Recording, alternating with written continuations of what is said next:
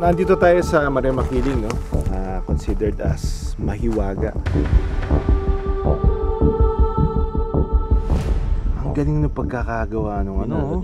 Bilog-bilog eh. Opo. Pero hindi siya egg. Eto na, sir, oh. Patalo na. Ayan. Ayun! Ayun, tumalon! Nakita nyo. Oh.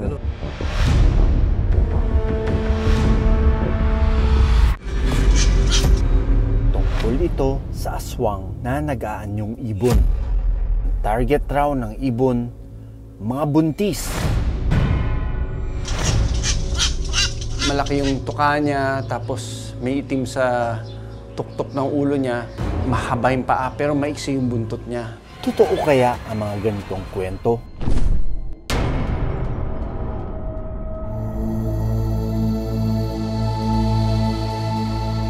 Nababalot ng misteryo ang bundok na ito.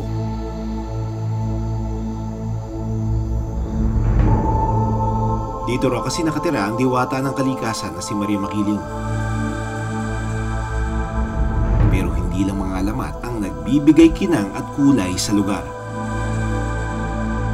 Dahil ang ibang residente na dito naninirahan, may taglay raw na pambihirang kakayahan.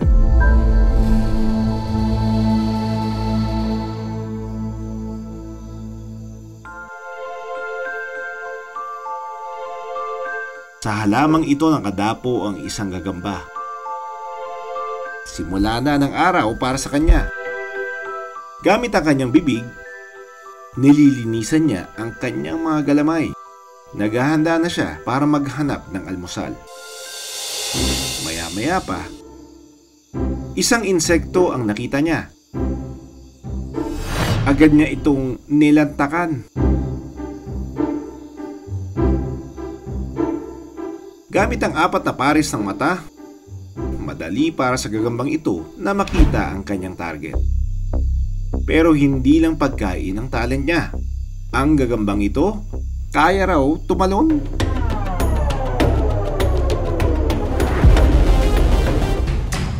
Dumayo kami sa Makiling para makunan ang kanyang world-class na abilidad. Nandito tayo sa Maria Makiling, no? Considered as mahiwaga.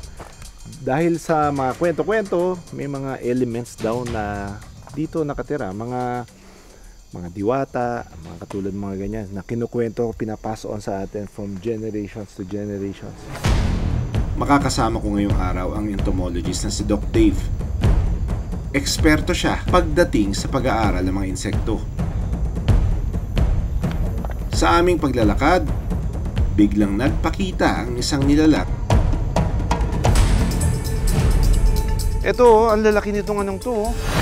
Itong spider na ang hahaba ng ng galamay. Bakit ganyan yan, sir? Actually, hindi siya spider. Okay. Spider related. Pero wala siyang venom gland. Oh. Pero predator din siya. Predator din. Opiliones ang tawag niya. Opiliones. Opiliones. Ano usually yung niya, yung kanyang diet? Smaller insects. Insects. Predator din siya. Kaya siya mahabang galamay para malayo siya sa prey. Hindi siya masisipa, hindi siya makakagat ng prey, no? Alright. And then, so, kumbaga may safety net siya. Pero very effective predator siya. Dahil pag nahuli niya yung prey item, hindi rin makakawala. 8 paa yan nakabalot sa kanyang gano'n. 8 paa, pero hindi siya gagamba. Hindi siya gagamba. So not all 8-legged animals are spiders. Ang mga opiliones ay tinatawag din na daddy long legs dahil sa pambihirang haba ng kanilang binti. Kaya nitong umabot ng mahigit 2 sentimetro kasing haba ng bola ng golf. Habang hawak ko siya, napansin kong may nakadapo sa kanyang katawan. Tapos may mite.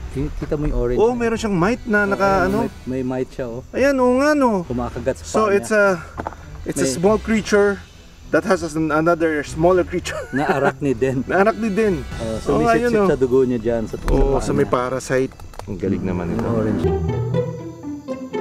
Pagsapit ng hapon sa bundok na Makiling, nag-iiba rin ang hayop na pwedeng makita. May naglilinis ng kanyang muka. Grooming behavior ang tawag dito. Merong nakalambitin sa kanyang sapot. At may nagpaparami tulad ng 2 tipaklong na ito. Hindi sila nakapikit. Habang nililibot namin ang bundok na Magiling, nagulat kami sa nakita naming halaman. Ang hugis pusong dahon nito, aakalain mong bahay ng gagamba. Tignan mo to, ibang plant ito. Ibang plant ito, but somehow, ginamit niya pareho yung plants. Nadikit niya yung fern at saka yung isang halaman. To weave yung kanyang bahay na sa loob. Ano kaya yung nasa loob niyan, sir? Malamang spider na talaga. Spider yan. Nang buksan ko ang halaman, sandamakmak na mga bilog na kulay itim ang tumambat sa amin. Gamit ang magnifying glass, ay siniguro namin kung itlog nga ba ito ng hinahanap naming gagamba.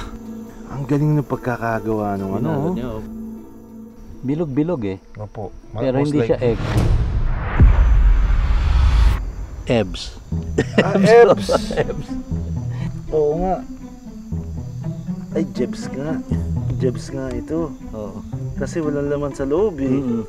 Pero magkakadikit, ibig sabihin, it stayed in that nest Yeah. for quite some time, eating and eating. And then dyan na rin siya dumudumi. Hindi itlog, kundi dumi ng caterpillar ang nakita namin. Ilang saglit pa, may napansin kaming paggalaw sa isang halaman. Ito, nakalabas siya dun sa dahon na parang minold niya. And it's as if it's preparing to jump. Abangan natin kung makita natin yung pagtalo niya. Ang hinahanap naming jumping spider, sa wakas, nagpakita na. Ang jumping spiders, wala masyado nakakaalam pero ang legs niya hindi niya ginagamit sa pag-jump. Kasi maliliit lang po yung legs niya eh, no? Oh, parang For it- pinong-pino. Walang muscles, di ba? Ang ginagamit niya is liquid pressure. Yung pressure ng blood niya, pinipisil niya with muscles in the cephalothorax at saka abdomen. Pag pisil niya ng fluid na yun, tutuwid yung paa niya. Ang makikita natin sa labas, yung pagtuwid ng paa. So yun na yung paglukso niya. Ilang minuto naming inabangan ang jumping spider. Nang biglang Eto na sir, oh, patalo na. Ayan. Ayun, tumalon. Nakita nyo. Ganun. nagpakitang gilas ang gagamba. Ang mga jumping spiders kayang tumalon na nasa 40 times ang haba ng kanilang katawan o kasing taas ng isang payong. Sa taas ng talon, kaya nilang magpalipat-lipat ng halaman para manghuli ng prey o di kaya ay makaiwas sa predators tulad ng mga ibon at butiki. Ang kanilang mga mata, kapartner ng kanilang binti para sa mas tantsadong pagtalon.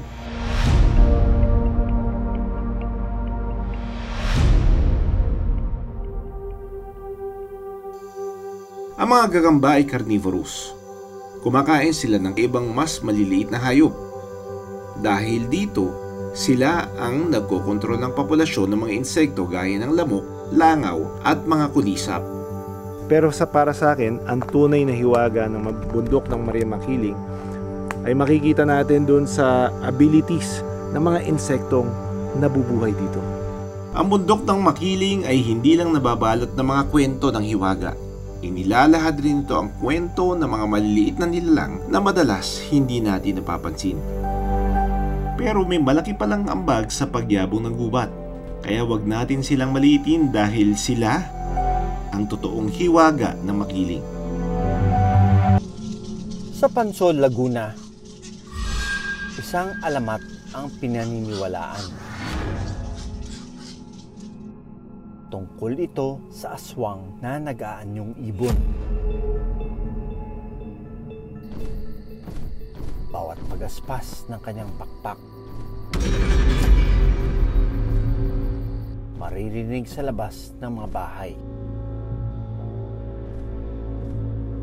Ang target raw ng ibon, mga buntis. Kung may naglalagabog po sa bubong namin paggabi. May nakakatakot na tunog ang ibon. Ito ang dahilan bakit siya tinatawag na wakwak. Totoo kaya ang mga ganitong kwento?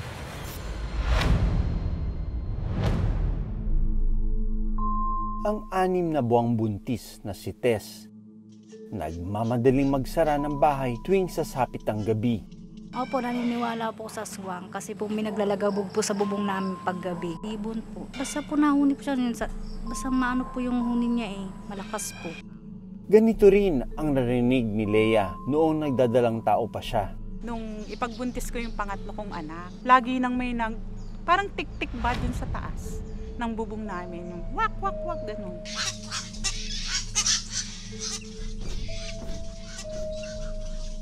Mapula at nandilisik ang mga mata. Matulis ang tuka. May mahabang pakpak. At madalas sa gabi nagpapakita. Pero ang inaakalang aswang,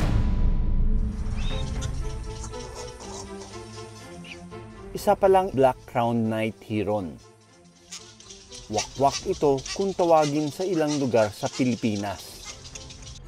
Ang mga wakwak, malayo sa mga paniniwala.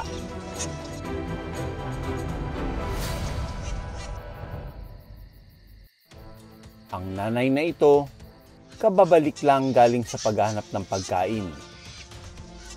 Dala niya sa kanyang tuka ang mga isda na ipapakain sa kanyang mga inakay. Unang lumapit sa ina ang mas malaking inakay.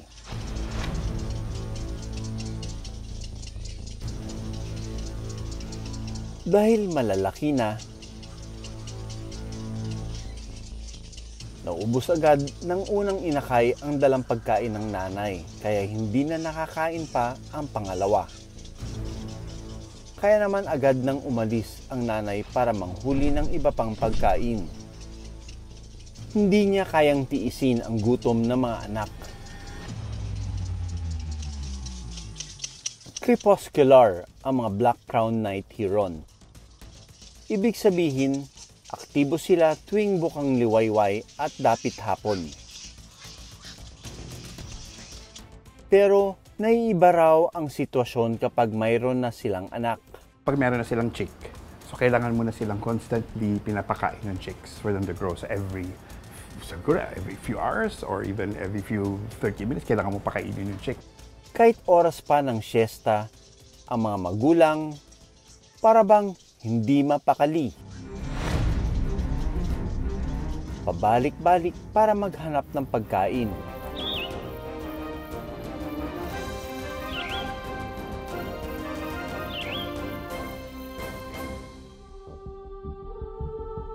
Matatanaw ang nakakapagod na eksena ng pamilyang ibon.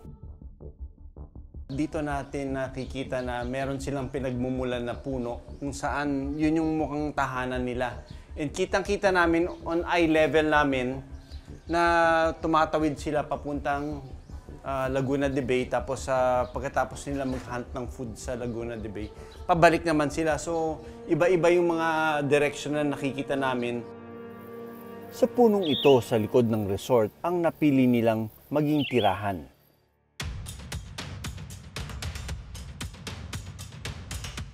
Maya-maya pa, yun o, nag-landing o! Wow! Napaka-graceful ng landing nila. Woo! Masaya kaming pagmasdan ang binubuong pamilya ng mga night heron. May kakaibang bisita ang resort na ito sa Pansol, Calamba. Hindi kasi sila dumayo rito para magbakasyon at mag-swimming. Narito sila para maghanap ng ligtas na lugar para gawing tirahan. Sila ang mga black-crowned night heron o wakwak. Although it's a resort, pero makikita mo nagko-coexist yung tao at yung mga hayop dahil nga sa mga puno na ito. And one good example is that parang sanctuary ng mga black-crowned night heron. Sa likod lang mismo ng mga kwarto, makikita ang mga puno na piniling tirahan ng mga wakwak. I see 1, 2, 3, 4, 5, 6, 7, 8, 9, 10. Hindi na mabilang. Dito pa lang sa puno na ito. And there are around 4 to 5 trees para gawing nest ng mga wakwak na ito. Para lumamig ang pakiramdam, pinagagalaw nito ang lalamunan na nakatutulong para ma-regulate ang kanyang temperatura. Hanggang sa may isang ibon na biglang lumapit sa kanya. Habang ang ibon na ito bumalik sa loob ng puno kung saan naghihintay ang kanyang mga inakay. Dala ng parental instinct, agad niyang binugaw ang ibon na lumapit sa kanilang pugad. We found one there. Oh ma, where'd you get it? I think they have a nest dun sa mango tree. And then nahulog siya and I think he's hurt. Para siyang may tama nga yung may mata tama niya. yung mata. Nangangagat po. May infection yung eyes niya. Siguro kaya madali nakuha ni ma'am kasi may injury. Oo. Okay, Basta sitting by the way, there. I'm a vet and I I can see. take care of it. Okay, So, that's good. That's very nice. Oh, don't this bite. is a juvenile black-crowned heron po, night heron. Wow. I And didn't even know. ito po yung kanilang nesting area. So siguro pumunta dyan sa area nyo dahil injured yung eyes niya. But at this age, they're starting to fly already. Aha, nahulog siya sa nest, So ano? thank you for your concern. Nakikita mo ito. I would never thought na may ma-handle akong juvenile pero ito may dumating at may sinurrender na juvenile na black-crowned night heron. And mukhang malakas naman siya kaya lang apektado yung mata niya so mamaya gagamutin natin ito. Kung titignan, magkaiba ang itsura ng bata at matandang wakwak. Brown na may batik-batik at dilaw ang mata ng inakay. Habang puti at gray na may itim na korona at pula naman ang mata ng adult. Habang lumalaki, dumadaan sila sa tinatawag na molting stage, kung saan nagpapalit ng kulay ang kanilang katawan at mata.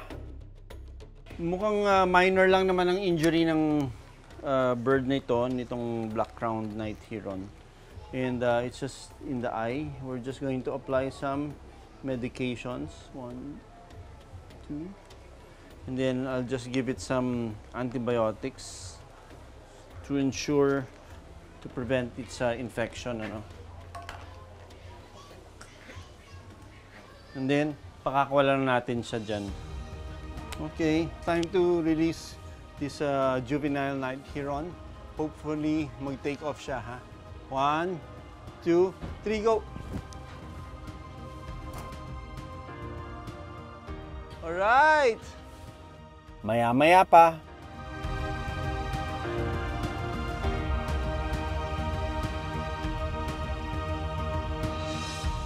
ang ibon na madalas pinagkakamalang aswang, gusto lang protektahan ang kanyang pamilya. Mahalagang naiintindihan natin ang mga ganitong bagay. One of the sounds that you would hear is from the bahaw is yung quack. So meron siya yung rasping sound na tapos meron siya yung quack. I think the name wakwak applies because it's onomatopoeic. Kung yung tunog ng pangalan, tunog ng ibon, usually yung pinapangalan natin. Predator sila ng maliliit na hayop at pagkain naman sila ng bayawak, sawa at iba pang malalaking ibon. At dahil isda ang kinakain, nakakatulong sila sa pagkontrol ng mga invasive na species ng isda na nakasisira sa mga palaisdaan tulad ng Laguna de Bay.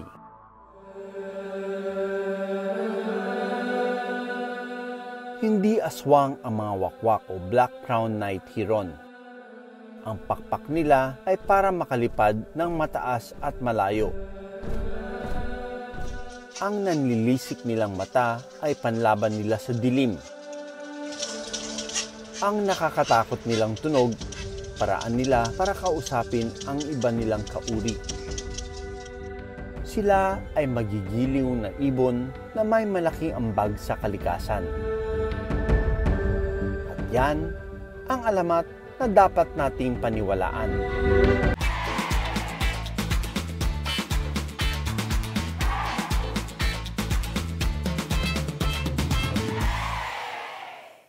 Maraming salamat sa panonood ng Born to be Wild. Para sa iba pang kwento tungkol sa ating kalikasan, mag-subscribe na sa GMA Public Affairs YouTube channel.